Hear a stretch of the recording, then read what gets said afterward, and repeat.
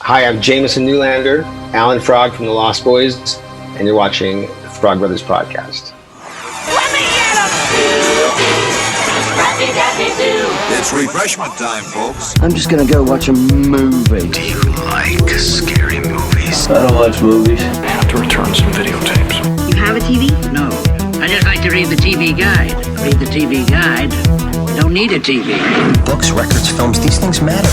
Call me shallow. It's the fucking truth.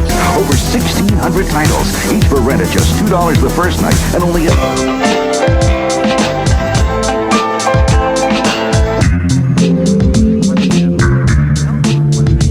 Finish him. I don't watch TV.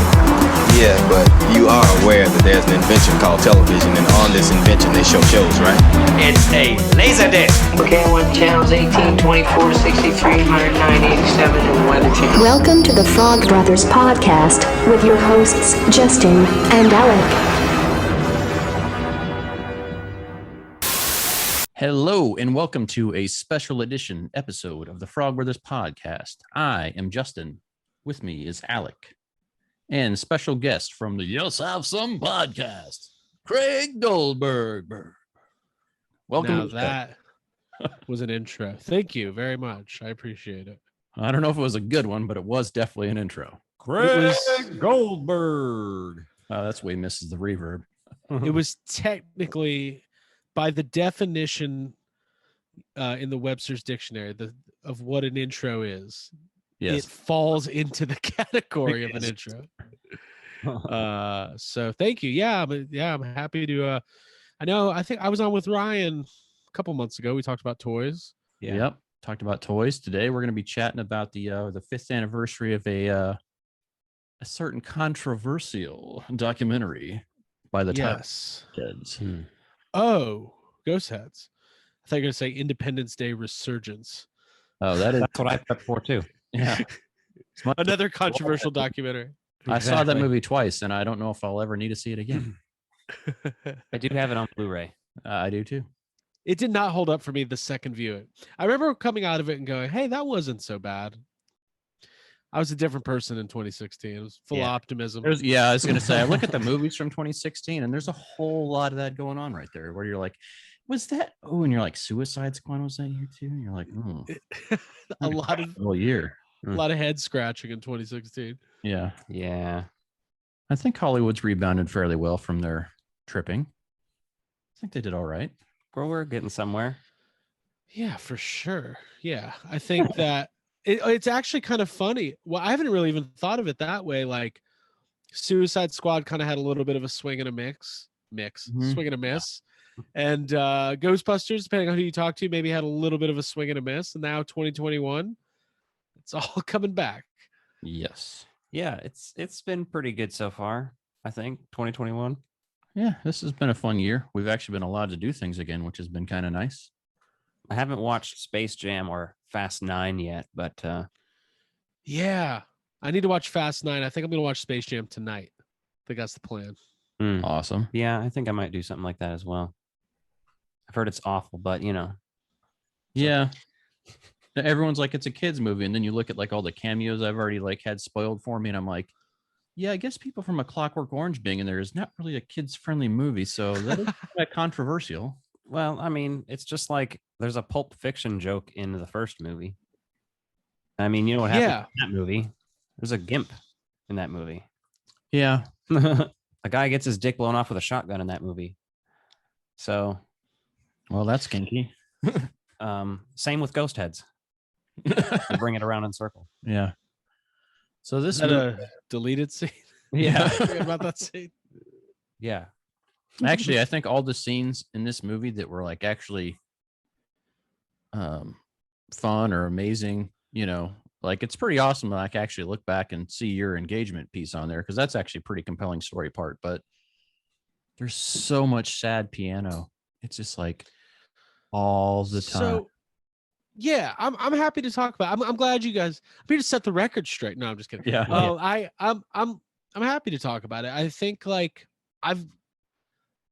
Ghostheads is part of a long string of documentaries like this. Well, I don't know if it's a long string, but there's been fan documentaries that have come out that are specifically about, a certain subculture, certain fandom.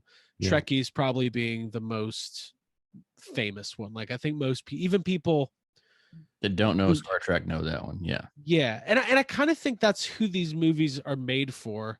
And I kind of also think that that's one of the number one things that there's a real disconnect, I believe, between like there's tons of different opinions about this movie specifically. Like there are people who like it. There are people who think it's great. It's a great representation of the fandom. It's an interesting look at the fandom. There are people who think it's a completely pathetic look at just the fandom. There's people who are in it who love it. There's people who are in it who hate it. There are also people within the Ghostbusters community who thought maybe it was going to be something different. It was kind of pitched as something different, and then kind of halfway through the production, things kind of took a different turn. So I hope you guys have 7 or 8 hours to really examine this thing with. Yeah, we've got plenty of time. We cleared the night. My friend grandma used to say, "We've got oodles of time. We've got oodles of time." So like, we're gonna need it.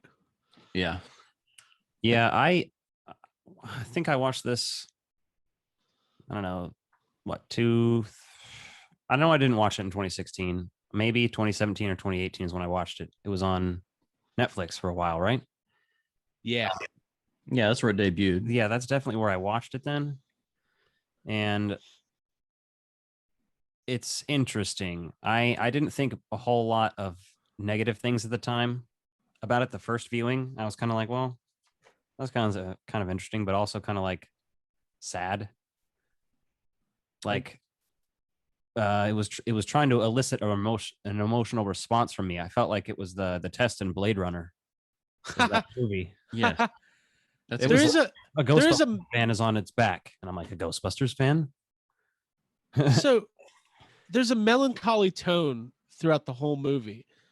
It's interesting, and I think I have a couple theories of why that is. And I think the first thing, as we discuss it, that I kind of want to pose is that a movie like Trekkies exists to kind of be a tongue-in-cheek poking fun at the unself-aware nature of a hardcore Star Trek fan. Like that's the vibe I always got. Like kind of like, hey, look at this freak show. Like you like, and I get it, and it's weird because I'm in these fandoms and I'm in these subcultures and I get it. Like when I go to DragonCon and I'm wearing my flight suit and I'm wearing my proton pack and I've got on the belt and the belt gizmo and the lifeguard and I'm fully geared up and I'm wearing the boots, I feel great. It's awesome. I love wearing that stuff. It's cool. It's a celebration of something that's obviously super important to me and a huge part of my life. But I do have that self-awareness of this is absolutely ridiculous that a human being is doing this. And I think having a little bit of that self-awareness and that little bit of self-deprecation goes a long way in enjoying being part of the fandom. Because anytime you take it to that notch of, too serious, taking it too seriously, and this is not just for Ghostbusters, like literally any hobby, right? Because the common thread you find in all these hobbies, whether it's toy collecting or cosplay or whatever, is that it crosses a threshold at some point where just everybody yelling at each other. Yeah, for sure. Like everyone like eventually loses their mind and you're like, wait a second, what does this look like to people from the outside? Right. That's the story angle they're trying to tell in this movie. And it's not that I hate it now, but it's like, do you think it actually helped or hurt the franchise fan base? What's your thoughts on that? Since you're in it, like, do you feel like you've gotten recognized for it, or do you feel like that's something you don't usually like to bring up? So,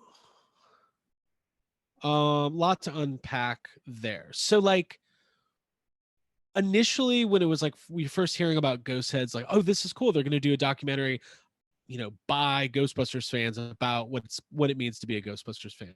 And like in premise, that sounds kind of cool, right?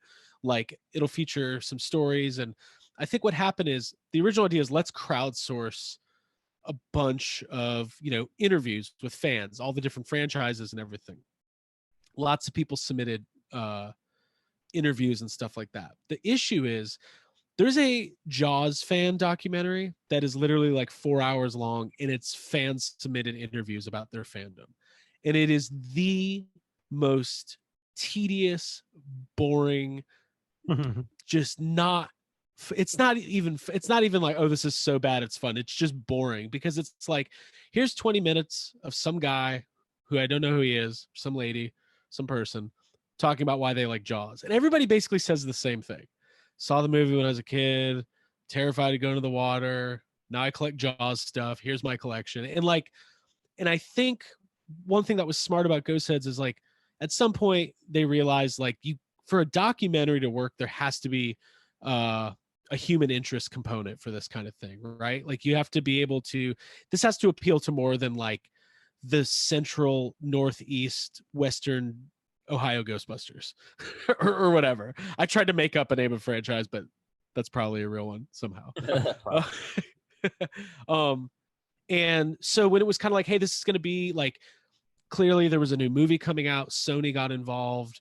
This was it kind of turned into more of a promotional thing. It was going to be on Netflix and highlight these different stories.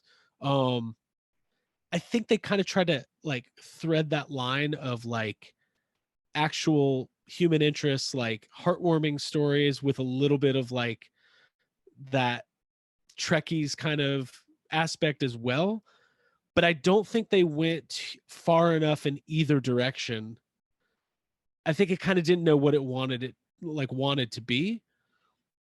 So you just kind of, in my opinion, get something that's kind of middle of the road, entertaining for sure. But if you're not like, it's a one watch and you're kind of like, okay, that was a thing. That's interesting. I didn't know about Ghostbusters fans, because I think that's the other thing people don't really like. Ghostbusters is big, but it's not. It's really hard to define. Like Ghostbusters as a comedy is a beloved, everybody loves Ghostbusters. Everybody knows the logo. When a movie comes out, everybody's going to go see it. But I don't think people generally associate Ghostbusters with a hardcore fandom the way you see in Star Wars or Star Trek or Marvel or something like that.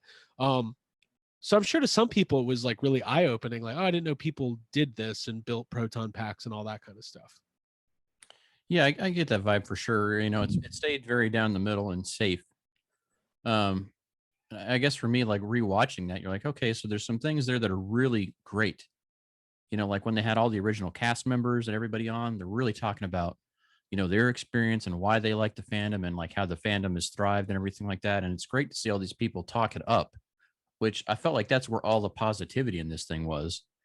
And some of the stories kind of had a little bit of that as well. But then, the kind of the main story with Tom is and it's the music thing is like, I would love to get a copy of this raw and just change the music in the background and see how much it changes your perspective and emotional response to this movie. Because guaranteed, if you change this to like more upbeat, up tempo stuff, these stories are going to play out much better. But, this kind of like sad kind of piano music that's in the background on a lot of these moments, like, you're like, okay, like you relate to that person because, you're really into this Ghostbusters fan. I'm like, we're all deep in it, packs everything everywhere and all that. And then, you see this stuff and you're like, you're looking at that person. You're like, man, that looks like they might actually have some rough shit going on underneath. Right. And they didn't ever really want to get to the challenges people are facing in their life. It's just kind of very surface level. And I think you almost get more, they could have gotten a lot more out of it had they actually really wanted to talk to people about like that childhood trauma, address that, and why this franchise helps them overcome that and live like a healthy life as an adult. And I think that's just something it really missed the mark on. I think I'd like to take the music from Twin Peaks and put that on it instead of something more. Change it to a way darker tone. Yes, not sad, demented, and like something's wrong. There's scenes in this movie that are like literally feel like Twin Peaks. So like I totally agree with that. Peter Mosen, definitely from the Black Lodge. I think, it's so weird. Like I knew about Peter Mosen long before doing anything with Ghostheads, right? Like if you've been on the GB fans message boards, like there's certain people like elder statesmen of the community, people that have been around a long time, so like I wasn't surprised like he was going to be featured. Like he had like a terrible car accident, and like I think that that's a terrible thing to go through as a human being. And from what he has said, he's publicly been very vocal about how unhappy he was with the the stuff in the documentary. That's just his words. Like I can only really speak to my personal experience, and my experience comes from like, yeah, we're in it and we're in the community. So I think there's some interesting anecdotes though. Like we originally, like everybody, when this was being crowdfunded, like everybody submitted something. Like tons of people submitted footage and stuff like that. And like the whole like, yeah, I was going to propose to Abby. We had been together for however long, 6-7 years or whatever it was. And I wanted to do something a little quirky and, left of center. So I just used whatever resources I could, and I managed to pull off the Ivan Reitman proposal thing. That was just something we did. That had nothing to do with Ghostheads. This happened in the beginning of 2016, before we filmed anything for Ghostheads. What happened was that I think Brendan and whoever Brendan Mertens and was doing the documentary. I didn't really know him at all. They liked that, and they were like, "Could we use that in our movie, and then like interview you guys?" And we were just like, "Oh, that's cool." Like we had just started YHS, we were doing our own thing, and we never really looked at it like.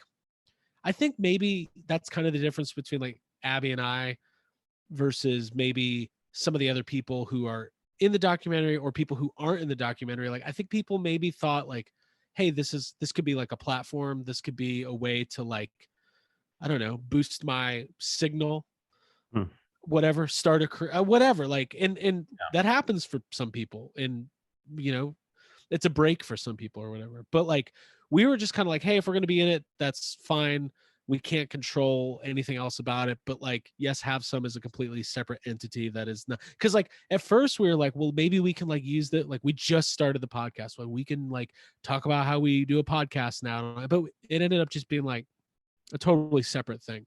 Well, and that's all framing too, right? How much stuff got left on the cutting room floor, or franchises that were upset or angry that they didn't make the film. And yeah, for sure. There's probably amazing conversations or really heartfelt stuff or really just insightful things that they just didn't fit for the story they're trying to sell, and that's any movie or any project or any video content you're putting together. There's always going to be stuff you got to cut. Yeah, for sure. And there was a cut. So like they screened this movie originally at, I think, the Tribeca Film Festival. And none of our stuff was in it. Like Abby filmed a little interview, and I think I spoke a little bit. And none of it was used. And then when they were doing a second cut, the producer saw our footage, like the proposal and everything. It was like, oh, we need to put this in the movie. So we ended up redoing all of our interviews. And I'd have to go back and watch, but like the cuts between like Abby and myself, like when we do our interviews, like one of those was done in like maybe, let's see, March of 2016, and then like 3 months later, like a month before they released it, or like it was like I remember I had to like trim my beard or something to like for like continuity. It was something really bizarre, and at that point it was just like whatever, like let's just do it. Like it's I think for Abby, and I don't want to speak too much on her behalf, but I know her fairly well. She was, she had quit drinking in 2013. So she was only, a couple years sober, and no, she didn't just quit drinking and just watch Ghostbusters. And that was like her new, like, there's a lot more to that's like the simplified version of the story. Right. So like, but leaning into fandom and community and friendship was a big part of her sobriety, and Ghostbusters was clearly like a big part of that. So like we were stoked. She was like, listen, I get to share my story. And she's had tons of people reach out to her over time and say, hey, I watched your story, that was inspirational, I struggle with addiction or something as well. And like if somebody gets something out of that, like that's really cool. And if they don't and say, fuck them, like that's also cool, because like I don't care. It's not, I never was like, yes, we've made it. That was never like the thing. But I think like there's this weird thing that happens with franchises, and I do think it goes with Ghostbusters franchises, people in the fandom, like I think people do want that validation sometimes of like a stamp of approval that like what they do, like dressing up and doing all this stuff is good, like it's a good thing. And like there's like a little bit of like a, I don't know, like a self aware, like I don't know, I don't really know how to describe it, but I think everybody's different. For us, it was just like, let's participate. Cool, if people like it, that's great. If not, that's fine. We're working on all sorts of other stuff. Right. Yeah, and if you listen to the first year of that podcast, right, really, you really get more of Abby's story in there, so you really understand it to a much more in-depth level, because she's very open about it, which I think goes a long way for helping anyone that's going through something like that. There's always something positive out there to look forward to that can really reshape where you're going, right? You've got ahead of you, and if that's the positive thing that's doing it, and you can just see her personal growth. If you've been listening to your show for a long time, I've been listening since year one, and you just like see the growth that she's on, and she's always like working towards her best self, right? And you see that there, and that's awesome, because she's just much more confident all the time, is like who she is. Like, at kind of first she was a little shy about some things, but she's also outspoken, so she just feeling safe as herself, which is awesome.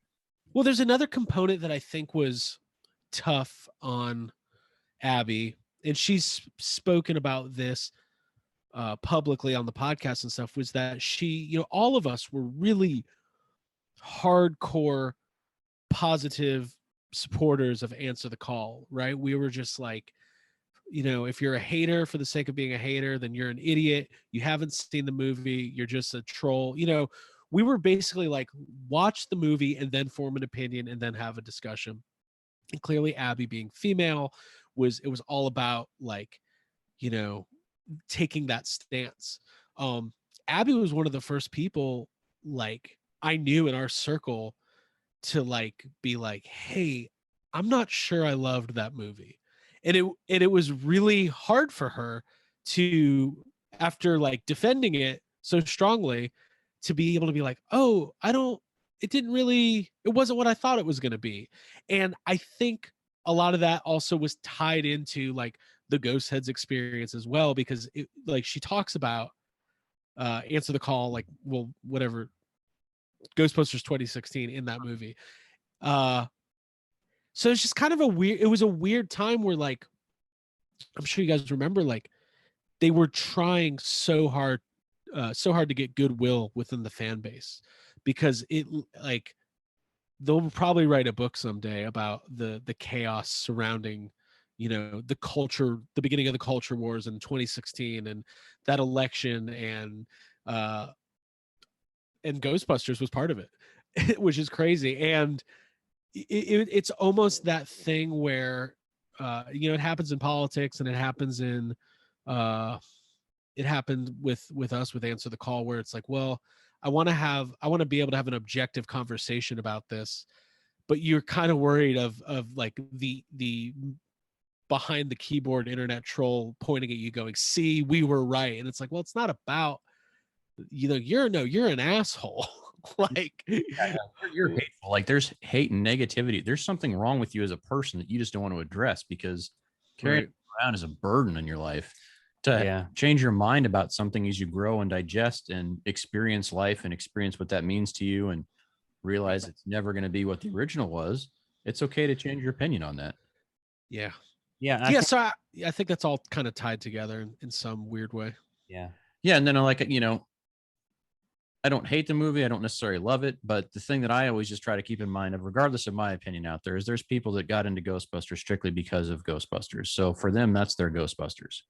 And I'm never going to hate people for that, because if it brings you into the community and does that, like, you hear a lot of people talking about gatekeeping now, and it's like, if you love that movie, great. If you don't like it, that's fine too. But don't bring somebody else down because if that was their gateway into this, or if that was their gateway into pop culture, like, would you want someone in your, your friend circle or your family to like be trying to get into something new and be like met with that? Yeah. So it's just trying to find that balance of like, okay, we can be objective of it to it, but we should also like say what worked about it. It's a lot of like expectations too, because I had zero expectations when I went and saw that movie.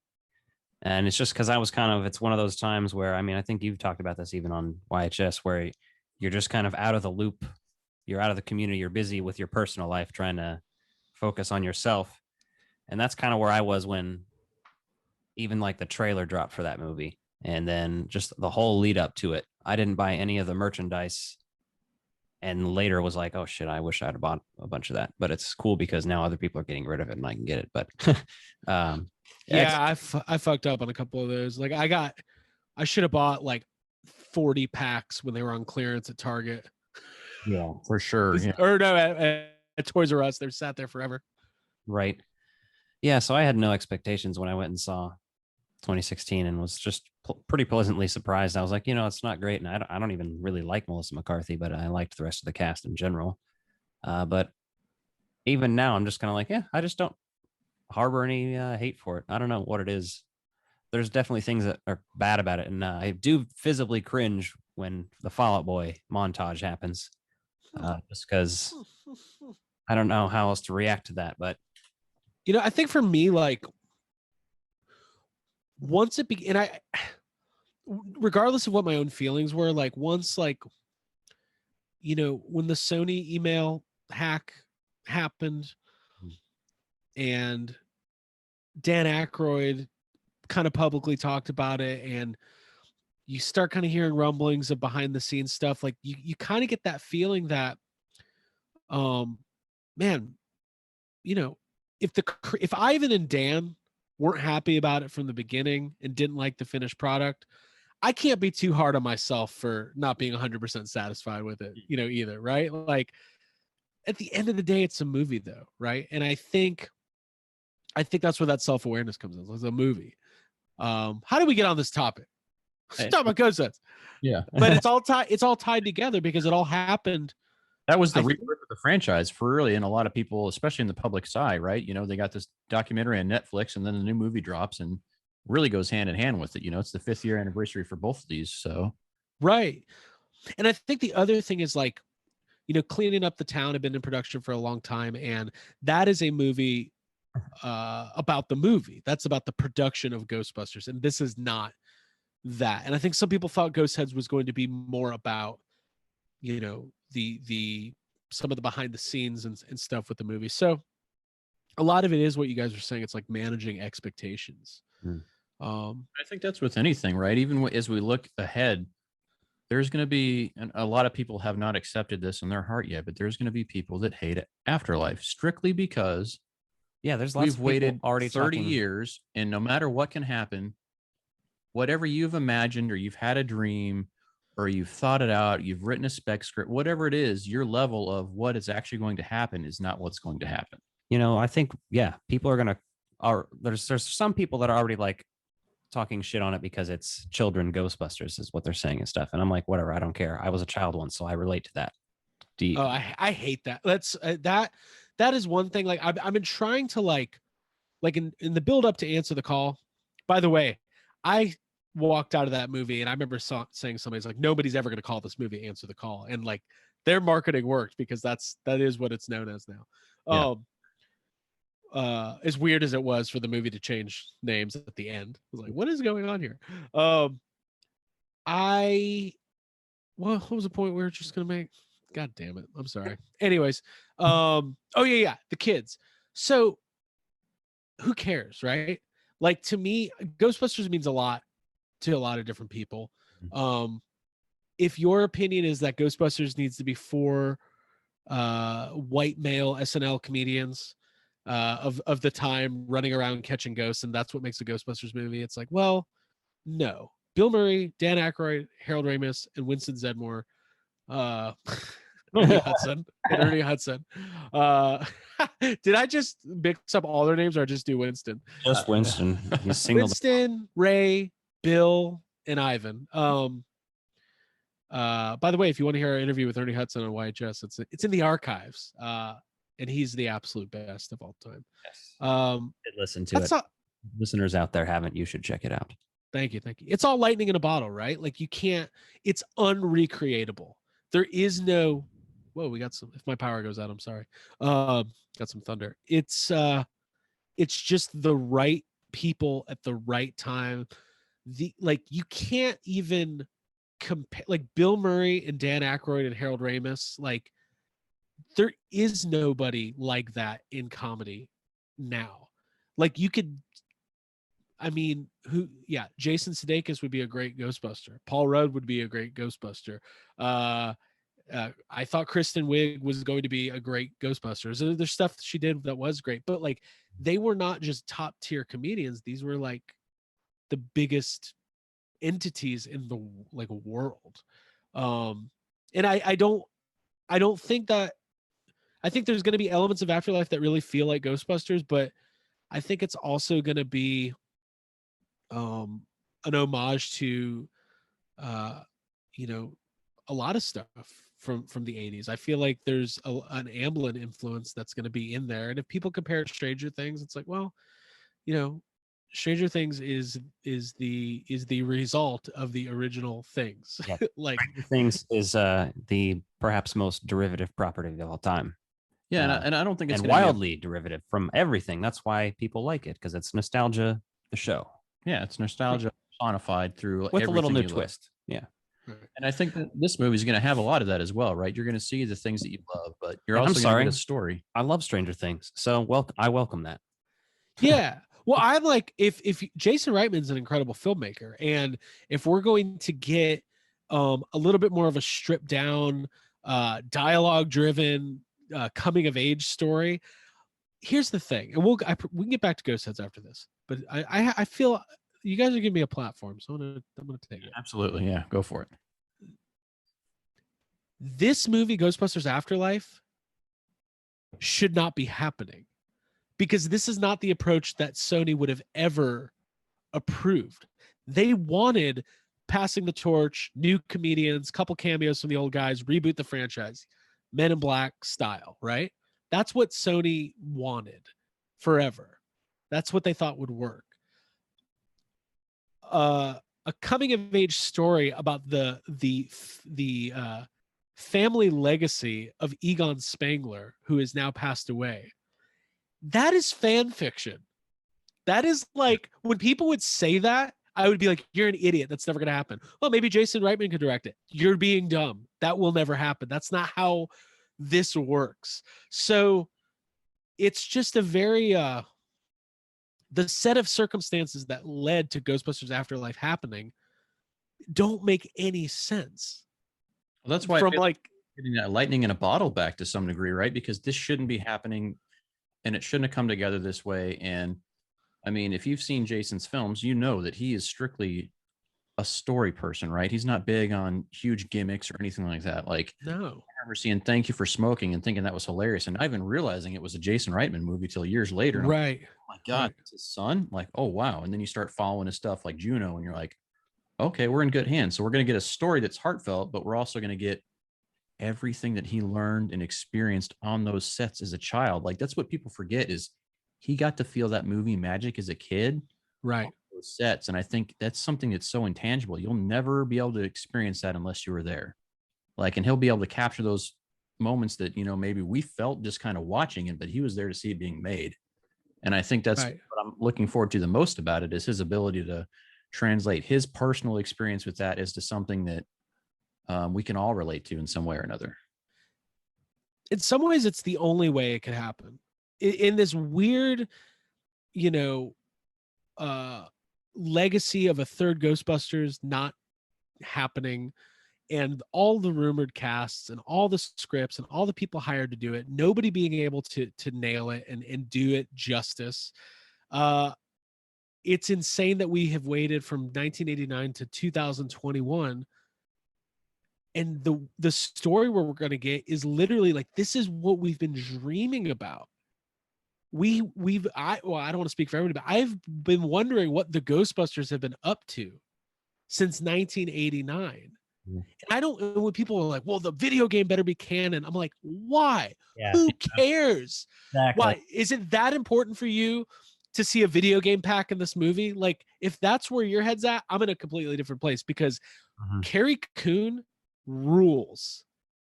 Fargo, Gone Girl, Yeah. that show I haven't seen that I need to watch, Right. where the people disappear. Paul Rudd is, arguably one of the funniest comedians of the last 15, 20 years. Yes. Child actors that are like McKenna Grace is an incredible actress. Finn Wolfhard has 25 million Instagram followers and is like an entity. Yeah, he's like an everyman because he's one a of the musician, artist, like everything, right? And it's popular teenagers in the world. Yeah. Yeah. And then you've got the newcomers. You got Celeste O'Connor and Logan Kim, who like we know nothing, and that's great. But you could just tell it's going to work. Now, is it going to be a box office bonanza? Is Ghostbusters going to make $1 billion? Who knows? The world's in a weird place, and nobody knows what's going on with the box office. It's going to be a test, but like, there's no doubt in my mind this is going to be an incredibly fun, well-written, well-acted, probably tug on our heartstrings Ghostbusters movie. And that is the kind of like, that is what the kid who grew up in the 90s, like being a wannabe film buff, not a real film buff, because people talk about movies I haven't heard of all the time, but like the knowing the kind of movies that Jason Reitman makes and watching those and go, I can't believe he's making a Ghostbusters movie. It's just cool. Like, it's just, I'm trying to savor this next couple months because it's about to happen.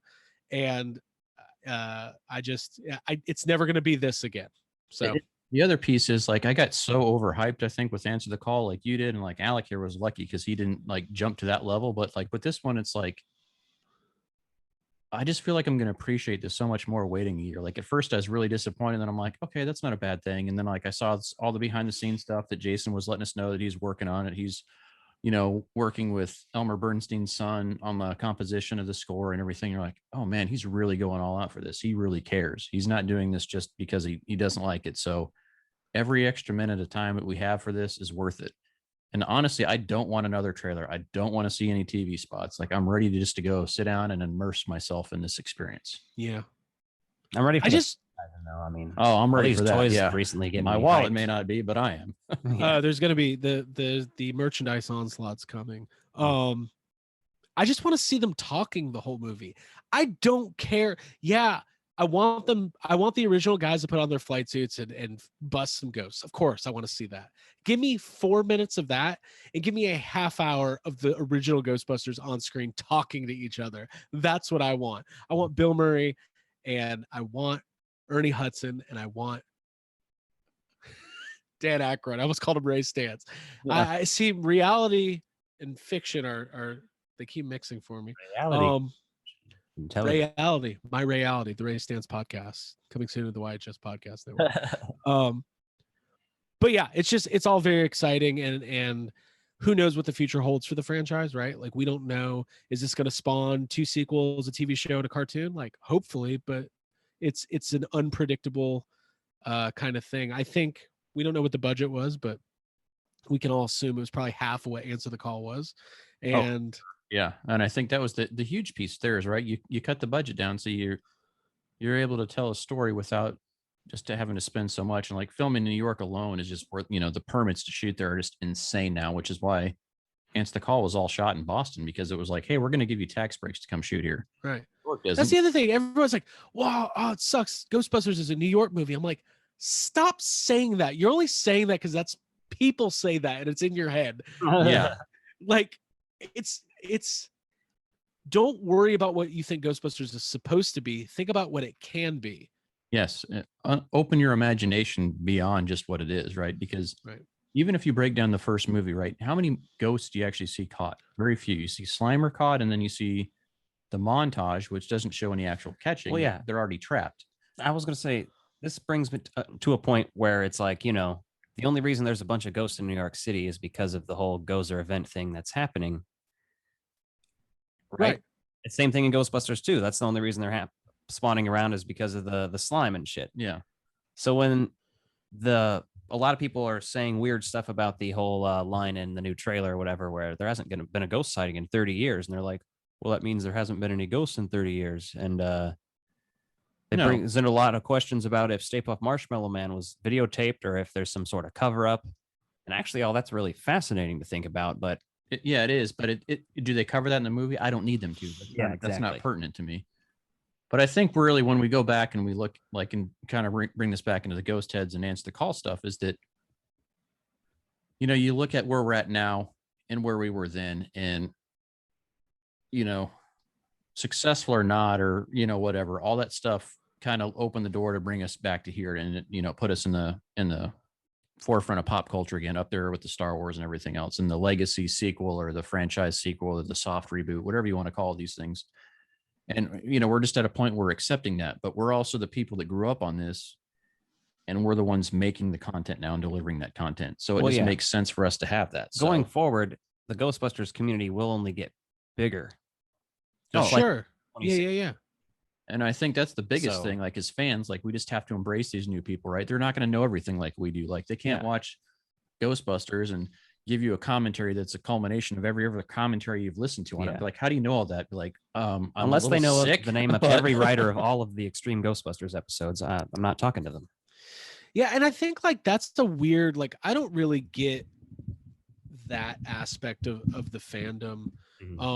And I don't think like one thing I will say about Ghostheads is like so the argument is like, oh, this makes the community look bad. It's like, okay, well, what about Ghostheads makes the community, the Ghostbusters fan community, look bad? Well, objectively, nobody in the movie is doing anything bad, right? Nobody's like because there are people in the community who do bad things. Like there are people who thought they were going to be in this movie who were not involved because they maybe have shady business practices or maybe, you know, whatever, not to call out names, but there are people who have ill intentions, and none of those people were featured in this movie. So I think it's a stretch to be like, oh, this makes the community look bad. Maybe there's some stuff in there that makes the community a little cringy, including me and Abby running around our living room like fucking maniacs, like having Ivan Reitman. Like I'm glad it happened, but I get a little like I kind of wish I could do a little like Men in Black, because I don't want that to like be like a defining thing. It happened, people saw it, it's great, but like when people bring it up, I'm like, yeah, I've done a lot. I've done a lot more. The thing about that though is like that was such an intimate moment for you two to share it with everyone. Like I love that moment because it just, you know, Ivan. Sure. Great. Here's the thing too. We're fans of YHS. So when we see that and we see that little intimate look into you guys, it's more of like, oh, we're getting behind the scenes. This is actually it was very real. Like people have accused us of being like staged. Like that was as real as it could be. And I get that within the context of the documentary, and people might think like, oh, they're this was a promotional tool for Answer the Call and for Go. Yeah, it was used that way, but it was not done with those intentions. Like the whole intention was for Abby to share her story. That was it. Yeah, and I think it plays out well. But to your point, right? Some of that and it's all editing, right? There's a lot going on before and after all that, and the way they cut it tells the story that they want you to absorb. Sure. Right. And that's the thing with documentaries you forget. And Alec and I were talking about this briefly the other night. It's like, if you've watched The Life Aquatic, probably one of my favorite movies, you know, it's another Bill Murray movie, but it's amazing.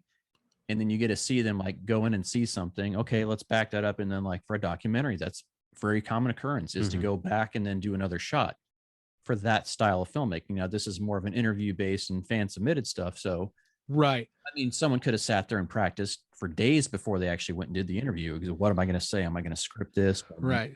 Yeah. Well, we did the Q&A portion. We filmed it on our own camera and like, did like a over the phone kind of interview thing. And they really wanted to keep the story just about Abby and like her sobriety or whatever. So anytime we would venture off into like, we also have a podcast and we do a lot of stuff with the Georgia Ghostbusters, it was kind of just like singularly focused. Yeah, they had that storyline, and regardless of what they, told you, they're already in the editing room. Okay. Oh, sure. Yeah. What we think is going to be the best. My criticism of the movie is that if I was going to make a Ghostbusters documentary and I wanted it to be a little bit like giving people a picture at some of the, the individual stories, I would want 4 or 5 drastically different kinds of people with very, I would want the 4 or 5 most like interesting stories. So like maybe mine and Abby's story is that interesting that somebody would want that there. But some of the other stories featured, I don't think any of these people are, there's some interesting personalities, and there's some interesting, there's been some interesting aftermath in the years that have followed that movie for certain people. Some of it's go for it. I will call out Pete Mosen just strictly because when I watched this, I took a note of it. Was like, he flat out says he got into this thing just to make money on it now. Like, I just, it's like, I'm not, the man's been through a lot. He, we all go through stuff, and it's how you respond to those things, like bad shit happens to everybody. And someone's got to deal with it. Yeah, exactly. But are you going to let that define you, or are you going to let that ruin something that, made you happy? Right. But I saw him say that, I was trying to promote stuff for movies. So like, he's trying to make a business out of it now. And the one part, I love that because that's the entrepreneurial spirit we see in the movie, and we love that. But then at the same time, you're like, it seems a little bit disingenuous that like you're so mad at certain aspects of the community now or Sony Pictures now, but your whole intention was for profit to begin with. It wasn't because, hey, this movie makes me happy. And I think just from the outside looking in, I can't speak for him, right? He's his own person, but there's so many people that do for free what he was charging for now, like where we just go out and do this stuff.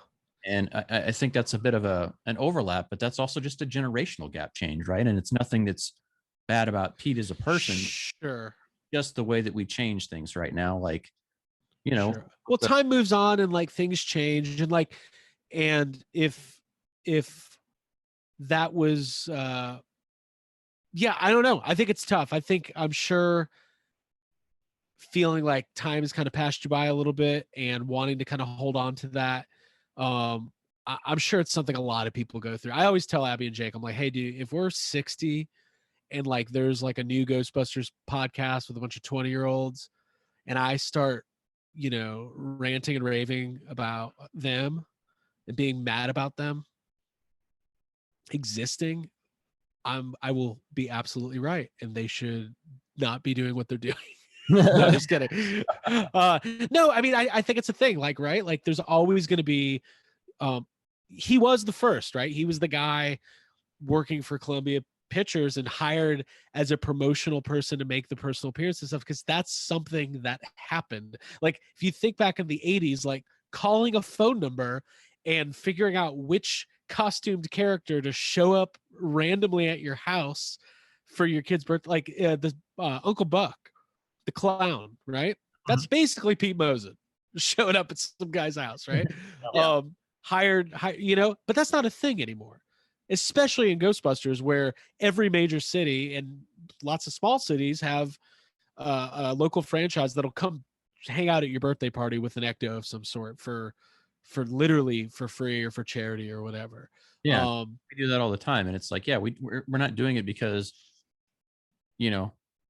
we want the notoriety for it. It just feels good. It's like just a way to give back for service, right? And I didn't grow up doing any like community service or doing any volunteering, but like doing several types of volunteering through like my regular job and then through ghostbusting or cosplay just in general. It's like, okay, yeah, way to give back. I mean, you see these people that are so excited, that are so happy. And like, if I let it worry me that people are like, oh, that's a weirdo, a grown-up man like dressing up in costume. Like, man, I grew up loving music. I grew up loving acting and all these things. I'm like, if it's a way for me to de-stress and have a happy, healthy life. Yeah, perfect, right? Absolutely. And I think like there's all these various layers of the community. And I've always tried to kind of stand to the side of it and appreciate all of it. be a little bit involved in all of it. But like, so like we're the Georgia Ghostbusters, which is basically not a franchise anymore. It is, we still exist, but there's not really a lot of events. And even when it was a franchise, it was mainly doing Dragon Con, doing PKE Surge. And a lot of it just happened in the time before Abby and I were even part of it. It was, you know, prop building, group hangs, barbecues, some charity stuff, but never took themselves too seriously. And it's sometimes the people, the individuals, or the franchises. Franchise drama is crazy. Every city has multiple franchises that originated as one and then eventually branched off because of clashing personalities. And listen, it's life. It's hard. Anytime there's more than 3 people in a room, there's always going to be a couple people who hate each other. I just think of it as franchising out. Yeah, they're just franchising out. Another store over there. And is that even a bad thing, right? As long as you still have a good heart in what you're doing and you're just doing it with people that you happen to agree with, sociopolitically or economically, whatever, right? There's still so many of those variables that you get in there, and there's personal things. Like, we're real lucky here because our group was started in 2018, but we haven't had any major issues, but we also are kind of all spread out the metropolitan Kansas City area. So lots of times come together, it's for events, and like some of us will hang out here and there, but it's never a big thing where we make it about anything beyond what we're trying to do, right? If we're trying to do an event, we're trying to make people happy and smile. We're not thing, but there's that balance of like trying to do it your best friend group, and then, you know, somebody gets mad or jealous over something and it gets wild. And I think, you know, that was something else you don't see a lot of in Ghostheads, but I was kind of surprised they didn't really get into, was some of that kind of drama. But well, I think it would have been better for it. I really do. But there was once Sony got involved, like that's why the movie I think is like kind of is that narrow kind of straight line, because like they got official, like they weren't going to put Ivan Reitman and Dan Aykroyd in a movie where there's a whole segment about two franchises like talking shit about. I would have loved it personally. I thought it would be hilarious, but that stuff happens all the time. Yeah, it happens in the 501st. It happens in every one costume group, and there's this whole bank of like old school guys in the community, all the old prop builders who all have like the gatekeeping stuff too. And there's old franchise, and it just happens. Like, and I kind of laugh and love all of it. And I've got my own opinions too. Some I'll keep to myself. Some I'm happy to like, share.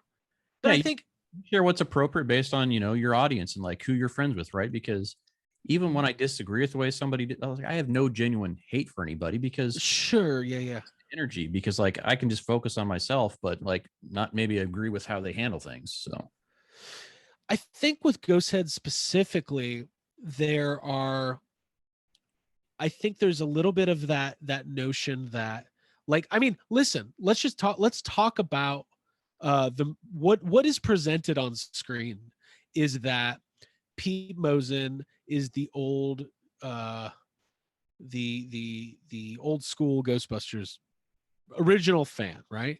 Yeah. And Tom Gebhardt is like the new version of that. And Tom says multiple times throughout it, sorry, Abby's texting me. No, you're good. She's in the other room. Mm-hmm. She could just come in, but she's choosing not to talk about Ghostheads. I get it. Tom in the movie says multiple times, like, I want to be the new Pete Mosen. He does say that multiple times in the movie. Yeah. I want to be like the new Pete Mosen. Like, I want to be an ambassador for the franchise. I think there's people who watched that, and you see it online. There's people who watched that and went, yeah, that's great. We need the new version of that, right? And then there's some people who went, well, no, everybody's that. Why? Like, it seems maybe there's people who've accused that of being a little bit like self-serving or kind of promoting your own personal brand kind of thing. And whatever, that's up to interpretation. I think that's where the quote unquote controversy about the movie comes in, where people within the community like say that makes us look bad. No, it doesn't. I mean, there's people who like literally like worship and defend Pete Mosen to the death, and that's great. Like, that's the thing they're doing. Like, who cares? Like, everybody's got their opinions. I just wish the movie would have maybe had just some more, like, I don't know, just some wild, like, I want to meet like You know who I want to meet? Like the guy who lives in like a small rural town in the middle of nowhere, and he's the only Ghostbusters fan, and he's got his own friend. He just does stuff by himself. Like I want to see that guy. Yeah. Like something like, I'm sure that exists. Or maybe there's so many international folks that are like GB Max, right. or Naoki from Japan. By the way, this is how small Ghostbusters actually is. It's like, yeah, we all know like our international. Naoki, the big Ghostbusters fan from Japan. Everybody knows it. You know, so I think some people felt like, hey, there's some really outstanding, amazing people that could have been featured more prominently. But again, it's like you guys said, like it's an hour and 25 minutes, and you got to weave a story in. There's got to be a storyline.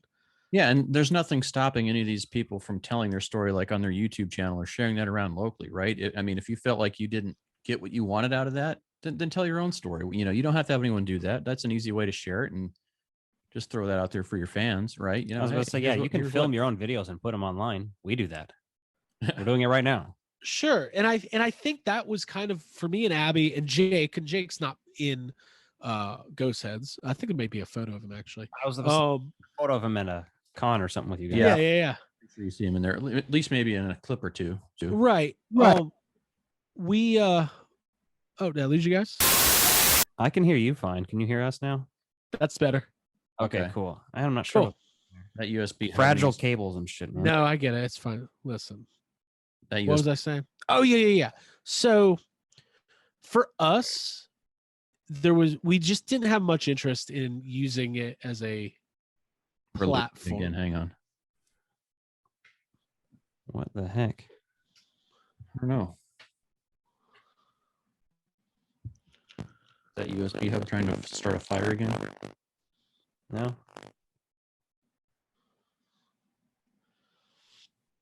No, he's back again, but that's weird. Can you hear me? Yeah. Normal now. I don't know what that was all about.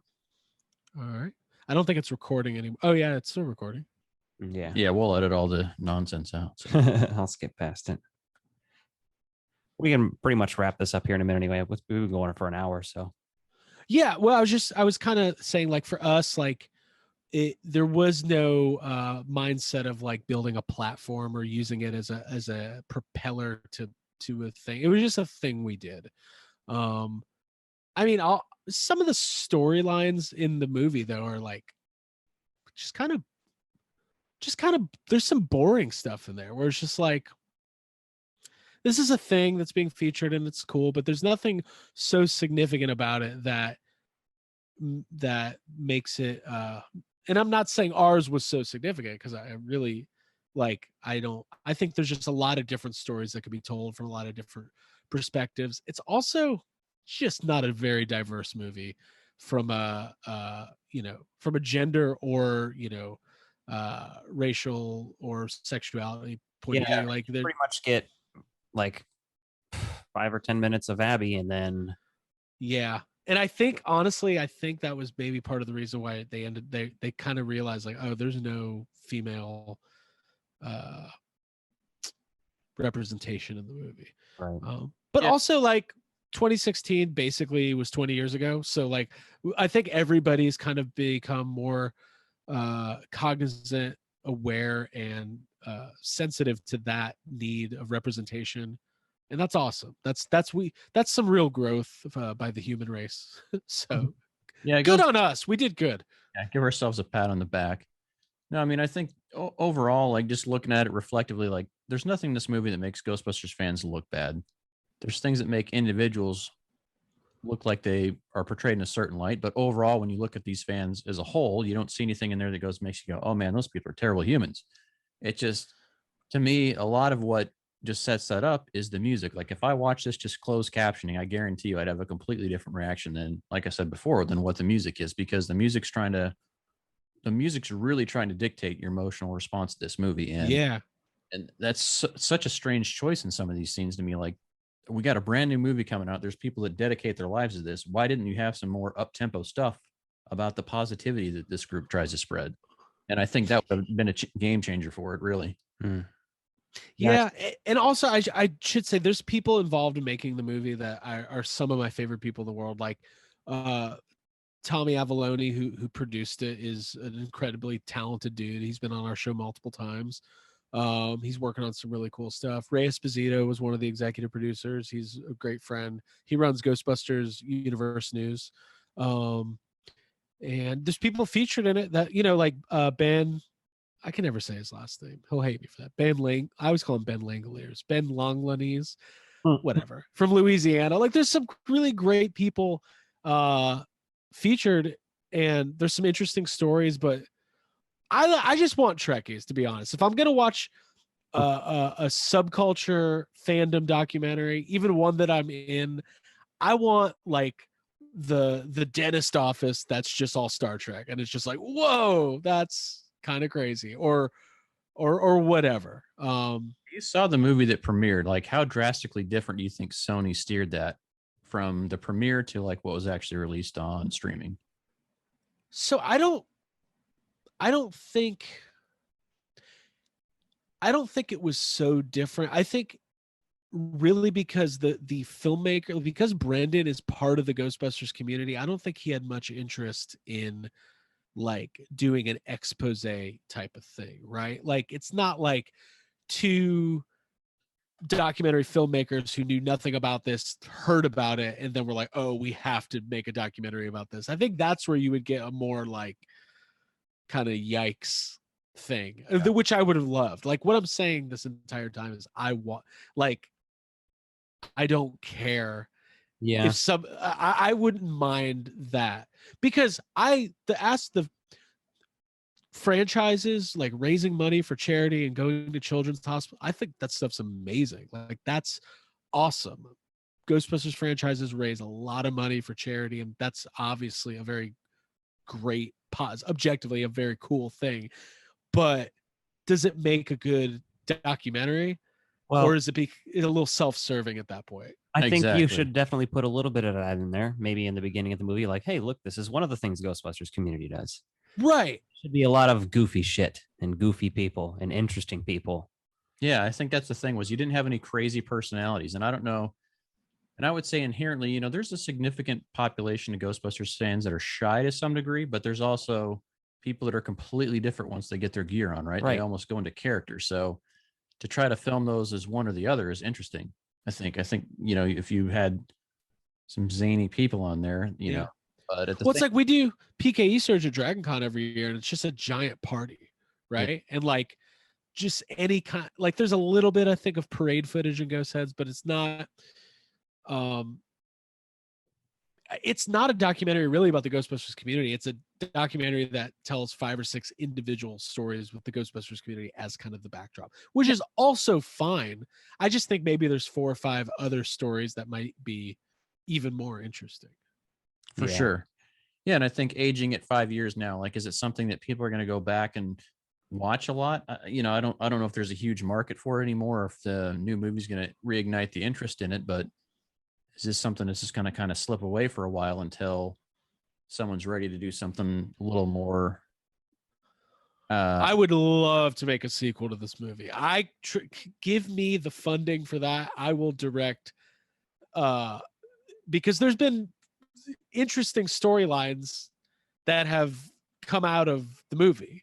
Well, for sure. Like, yeah, if you follow that or you're in the community, like how drastically different some of these people's lives are right now. Yeah. I'm behind this idea. You just need to get like at least an hour or 2 of talking head footage of Ryan Dole to insert just 5 or 10 minutes or so. We know Ryan's best friend is Todd, who is featured in the movie in Ghostheads. Yeah. Todd is the guy whose story is that he flies to a convention and goes to meet Ernie Hudson, and at one point says, I'm not doing this shit forever. Yeah. We could get Ryan. I think Ryan and Jake doing a commentary on Ghostheads would probably be the funniest. That's like the $150 Patreon level, because it would end friendships and probably connections and all sorts of stuff. You'd have to have everyone that listened to that sign an NDA. Like, you can't talk about what you right. It'd be like an NFT. Yeah. Right. Well, if you go back, the Crossrip did a commentary on Ghostheads when it first came out, and Troy's not on it, but it's Chris and Ryan and a couple other folks, and there's some really, it's a good listen, including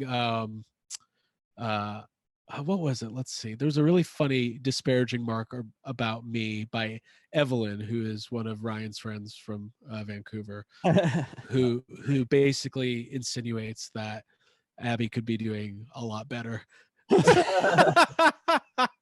And I agree. I 100% agree.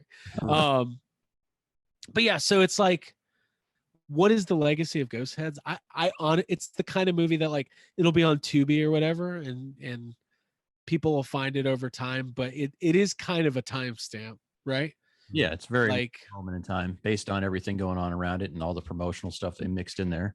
Yeah. Now I don't even.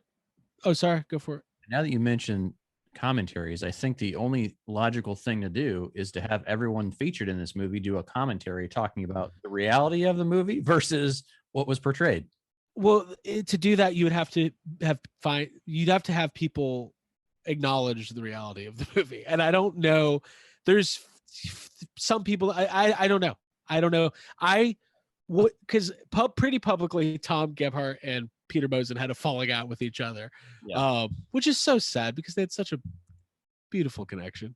Yeah. I reached out to both of them at one point. I wanted them to debate each other on Yes, I Have Some, and it didn't go any further than me sending a message. But I thought that would be good content. I'm all about the piece of content. But I don't know. Everybody's got their own lives and everybody's got shit going on. And it's like, and it's all in fun. And I hope the people that, I just wish people took themselves less seriously, like human beings in general, like across the board. Like if everybody just had a little bit of self-deprecating, like self-awareness, like, oh yeah. We'd all, because I think you have to have a little bit of that, and it helps you function better in life. But that's even host something like this. Like if I didn't make fun of myself or we didn't make fun of each other, what would we even be doing with our lives? Because anything I can say, anything you can say about me, I can say 10 times worse, and it's not going to bother me. And that's just half of being in the entertainment group, right? You know, you gotta be aware of that stuff. Yeah, I think we've been talking about doing some sort of weird interview segment where we talk to some just like weird kind of celebrities that are C-list, D-list that are like happy to come on and promote themselves, and then just asking them super awkward and personal questions, and like eating like a jar of peanut butter and be like, so you believe in God? You know, like I love that style almost. And just like, I think Tom Gebhardt would be a good one for that or something, you know, unless, you know, he's already a listener, I'm sure. Yeah, I'm sure. I please do that. I would be day one subscriber. Hit that like button. We were at Days of the Dead, the convention in Indiana this weekend, and spent dumb amounts of money on toys and like just being around all, like there's plenty of like the C and D list celebrities that like do a convention like that totally, like the dude from Gummo was there, the kid from Gummo, which was just painfully awkward. It's always awkward. Anytime I see a celebrity at a con and nobody's at their table, my instinct is I should go give them money for an autograph. But I usually don't. But I do have the instinct, which confirms I'm a good person. Yes, that's thoughts in the right spot. Yeah, we had our local horror con this weekend too. So Crypticon. I saw some pictures from that. Yeah. I met Terry Kaiser and Zach Galligan, Michael Bean. Zach Galligan. Fuck Zach Galligan. No, I'm just kidding. Right. I've been trying to get that guy in YHS. He lives in Atlanta. I'm like, dude, listen, this would be a good outlet for you. Just do it. Right. Like, let's do it. We'll do a signing or something. But he doesn't return my messages. But that's fine. Autograph either. It was like, yeah, he was pretty affordable. I was surprised. $30 or something. Hey, Gremlins 2 classics. Yes. Yeah, and he was sitting pretty close to V. Neal, who, you know, has done makeup on so many amazing films.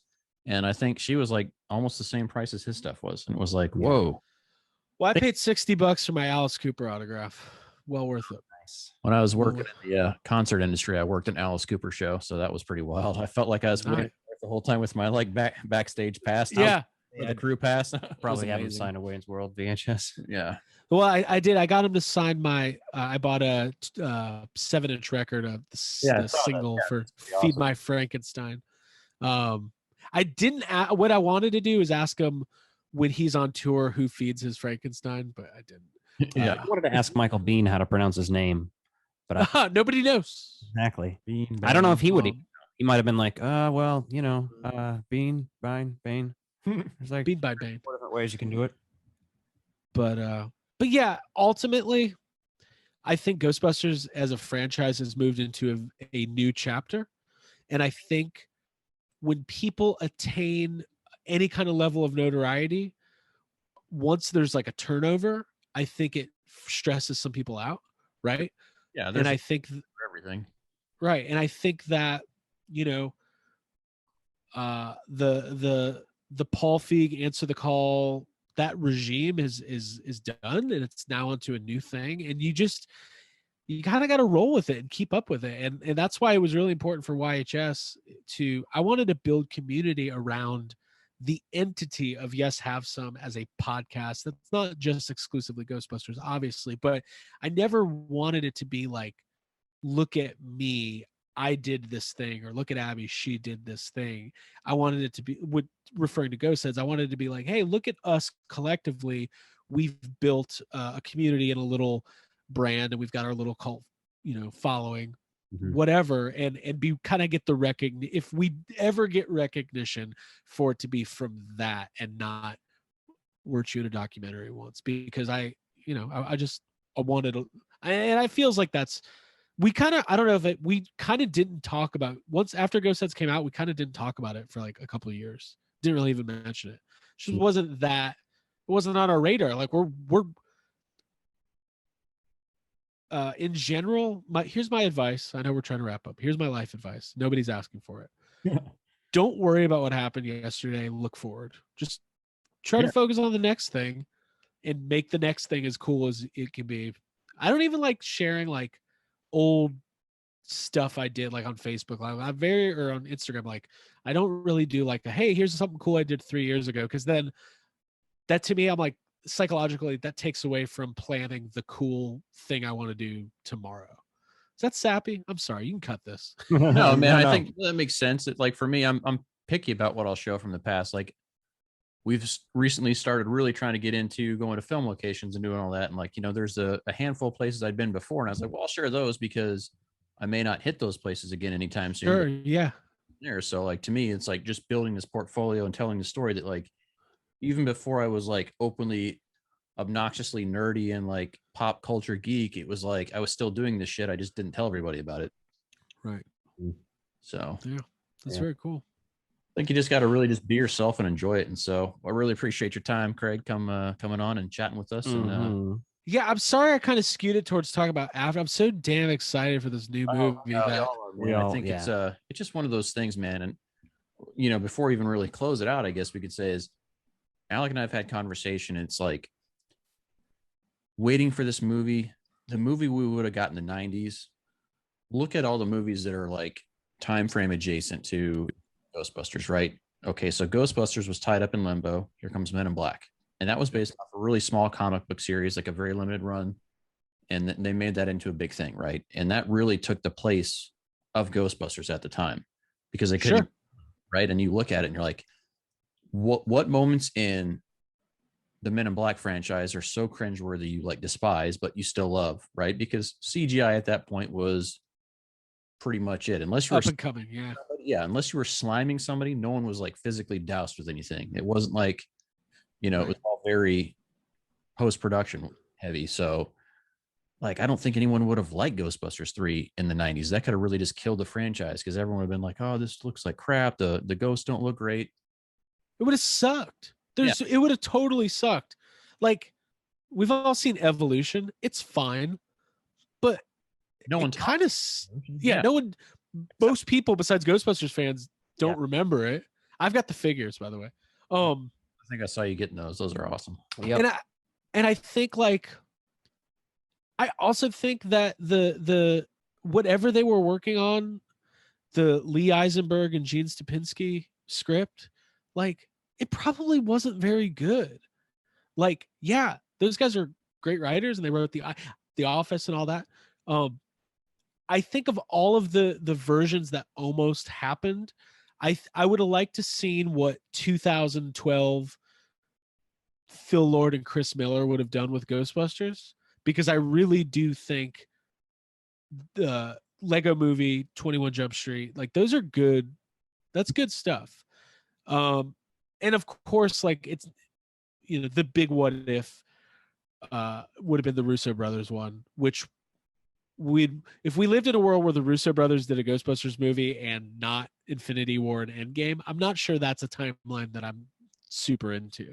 I like the multiverse we're in right now, right? I like my timeline. So I wouldn't like it, but it's all right. There's things I like about it.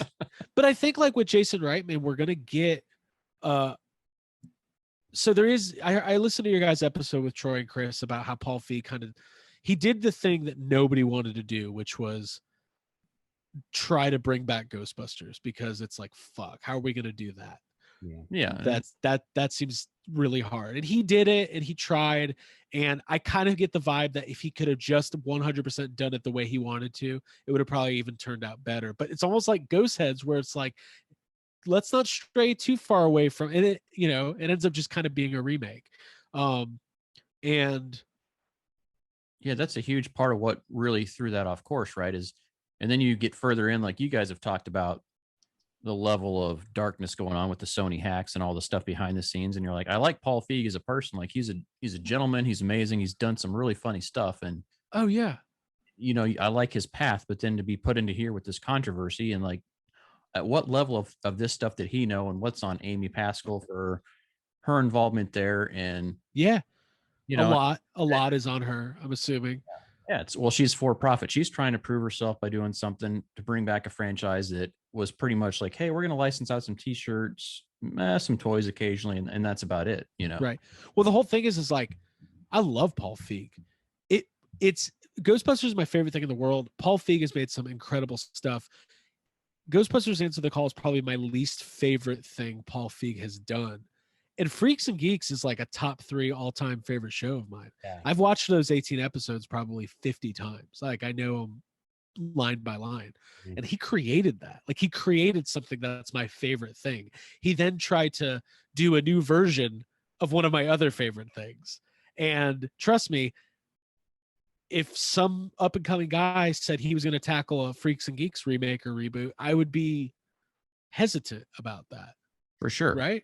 So it's like Ghostbusters is a really fun playground, but I just don't think with the death of Harold Ramis wanting to bring back the franchise and move it to whatever, you know, it still feels like they didn't get the nostalgia play until now.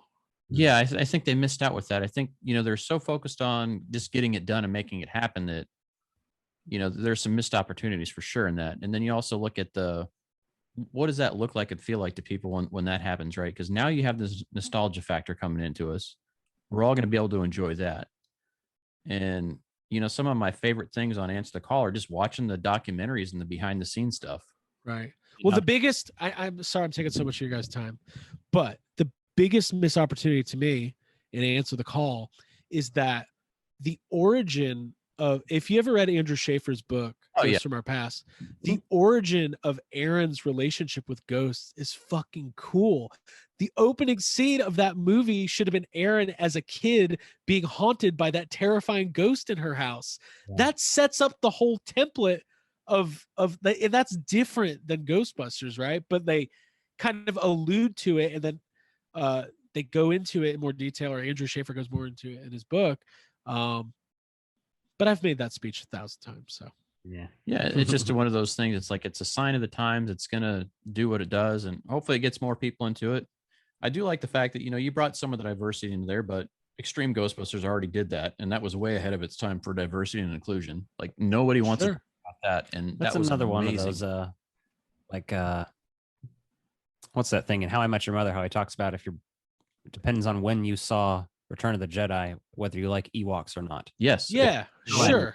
Same with Extreme Ghostbusters, because I was like 6, so I was perfect fucking age to not question anything that's other That's people. the difference, though. Like Extreme Ghostbusters is innovative, right?